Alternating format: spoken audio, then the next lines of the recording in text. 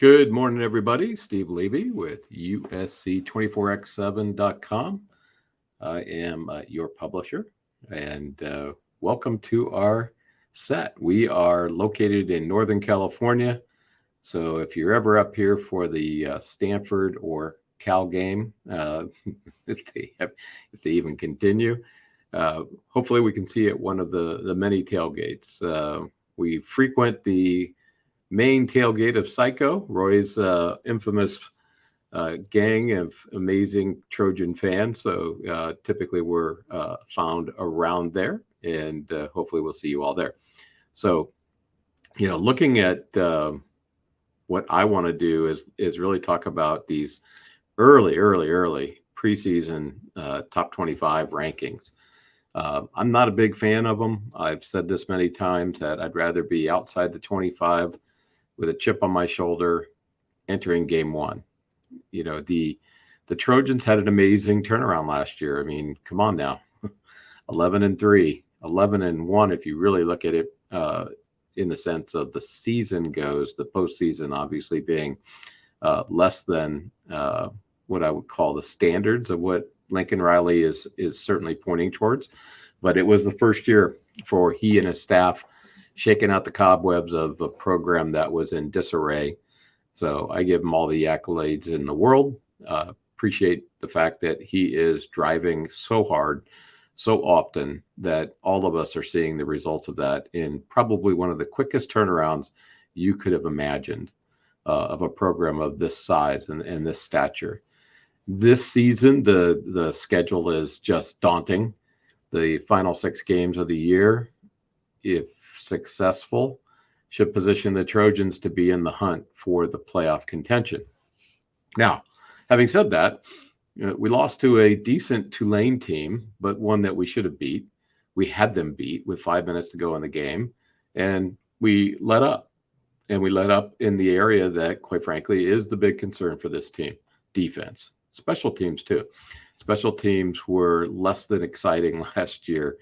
The defense, on the other hand, had amazing takeover potential with the turnovers that they were getting early on in the season, tapered off as we moved into the season, but still, in my opinion, had a really good ratio, leading the nation throughout most of the year, if not the whole year.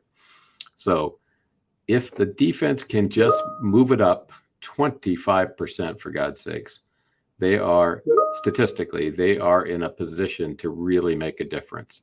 And I'm excited to say that I think they will improve that statistic at least 25%. I'm going as high as 50%. So statistically, when I talk about that, I'm talking about yards per game, points per game, etc. This defense is much better this year than it's been in 5 to 10 years. They are focused. They're on a mission. And I think the whole team needs to be with a chip on its shoulder. They've got a lot to prove. And yet they can look back at last year and say, well, what do we have to prove? We didn't finish. The team did not finish. And that's the message I think that the coaches are pushing. I think the coaches have the team well focused. I, for one, would not want to be a defensive coordinator going up against Lincoln Riley this year or next year or the following year. He is stacked 2-3 deep with some of the best talent I've ever seen in the Trojan locker room on the offensive side of the ball. The defense, through the transfer portal and recruiting, is getting there. Now, let's go back to the topic of this little rant that I'm on. Top 10 ranking. Are we worthy of that? I say no. I don't think a team that didn't finish the previous year has any argument to defend itself in a top 10 ranking before fall camp is over. But that's me.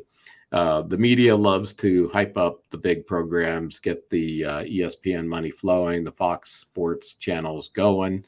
That's part of the marketing, and we're all in it. Every single one of us, excuse me, myself included, we're all part of that money machine. And even more so now with the name, image, likeness, NIL money that's pouring into this thing, and the coaching salaries, all the things that are just starting to get some equity into the hands of the people that are doing the work.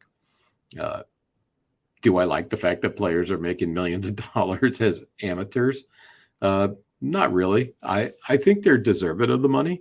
I'd rather see them have that money go to stipends that they could live on, but also the big money, the multi-million-dollar NIL deals, that's put into some form of retirement plan for them, managed by, God forbid, the NCAA or some private network.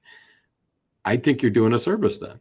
And I think then NIL means something, because these kids are one injury away, one snap of the ball away from the end of their careers all the time, every day, practice or game. So anyway, back to the topic. I think USC is a top 20, top 25. I don't see them as a top 10 today. I think it's all on paper. I think it's all on the media hype. And I prefer to see them outside looking up and looking in. I see the same thing with Clemson, and I think Clemson was 9th in one of the polls that I was looking at. Makes no sense. And then you get to the Florida States hype. You get to an opposite side of the equation. Brian Kelly, LSU, great job. He has earned the right to be in the top 10 with that Tiger program. And Baton Rouge has a lot to be thankful for right now. I think he's a goofy kind of guy. Remember the twirling dancing thing he was doing? But he developed his team. He's got his team heading in the right direction. And they clearly are a team that is going to threaten this year in that top 4, top 5 positioning. Alabama, huge chip on its shoulder. Always going to be in the mention of a top 4, top 5, as long as Lou Saban continues to want to work and be the coach of that program. Ohio State, big question mark. Do they have the heart of the champion? Do they have the ability to get past the ghosts of Michigan? Because that's what it is right now. They should be able to beat Michigan. I think Michigan's a great team. That is going to be a game. I think it's the last game of the year for both teams. And I think that's going to be an exciting game to see what happens there. It's also the launch pad that we go into the Big Ten. Say goodbye to the Pac, whatever you want to call it today, Pac-X, and say goodbye once and for all. The conference is gone. It's over. It is not going to survive. Even if it somehow cobbles together some teams that are Western-based and gets itself together, it's not a Power 5 type program anymore. Never will be. It needs to dissolve. It needs to go away. It's time. Things happen. Sorry. Anyway, I hope you all look at this thing on your own and decide for yourselves as to, is SC worthy of a top 10 at this point in fall camp? My opinion is no, but my opinion is one of millions. So there you go. Hope you enjoy it. Game day, just some quick stats. We have 151 players that have registered for this season. We have 19 that have actually put in their first scores.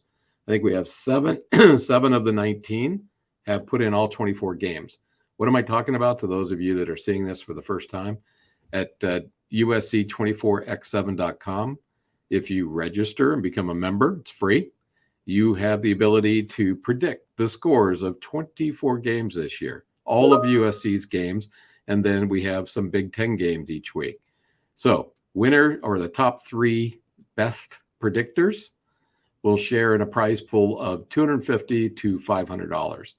It all depends on how many people actually enter on game 1 and have their scores up and ready.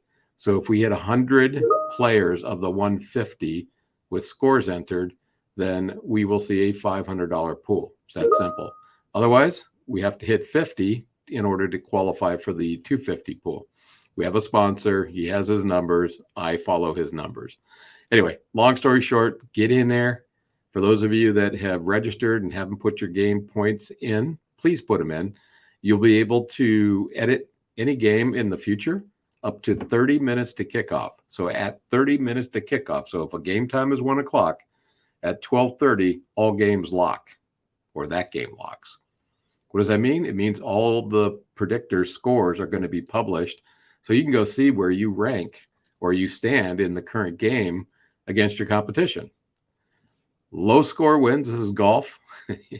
And if you have a perfect score in mind, that would be 0. 0 means that you had no deviation from either team's predicted score. So if team A was, you put in 10 and they scored 10 points, you'd have 0. If team B had 11 points scored on the day and you put in 10, you'd have a -1. Pretty good score. You're off by 1. So the game basically tallies that during the quarters, actually live, depending on where I'm at in the world, and we'll publish those on, I think we were using Twitter last year. I think we'll continue to use Twitter. So if you are a Twitter member, follow us on Twitter, and you can find our information anywhere throughout the Twitterville world. And I guess it's called X now. So whether you like that or not. I'm going to sign off now because I'm starting to ramble. We are just days away from the kickoff with San Jose State. Stay safe, stay indoors. If you have a pool, congratulations. This is your time of the year to go swimming and enjoying this amazing heat. And I'm talking amazing heat. We were 103 yesterday in Northern California. This is Steve Levy, publisher of USC 24x7.com, signing off.